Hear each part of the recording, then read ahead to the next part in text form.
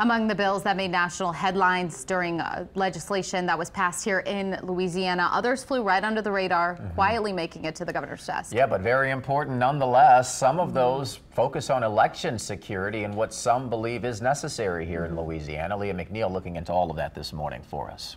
Hey guys, yeah, this was really pushed by the Secretary of State, who actually says that Louisiana ranks in the top 10 for election integrity in the country. Lawmakers hope that this round of bills that were recently passed will add some extra security for voters before they head to the polls in November. But voting rights advocates fear that these changes will do more harm than good.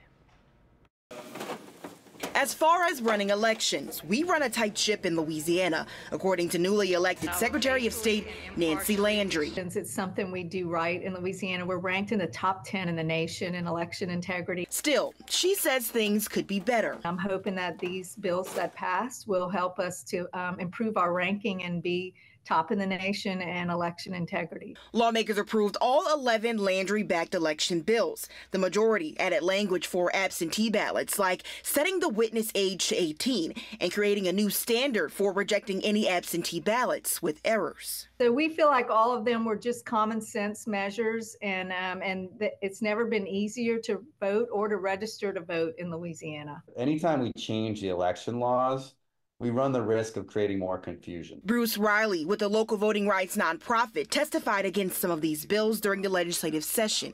He says the focus is in the wrong place. Why we have to continually have, 5, 10, 20 different elections bills every single year, as if this is not just a set system. His concern is for people with felony convictions and those on parole for over 5 years who can now vote in Louisiana.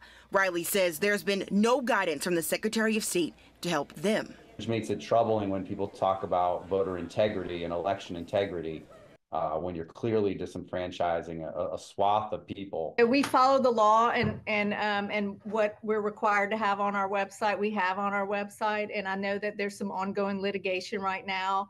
I can't comment on that. Most of these bills will take effect for the next election cycle. We have great elections. We have safe, fair, and accurate elections, and this just gives people an extra sense of confidence. Do you think that any of these bills is going to do anything to aid election security? Definitely not. Now, again, this is an election year, so if you haven't already, be sure you register to vote. You can do that through your Registrar of Voters office or on the Secretary of State's website. Bree.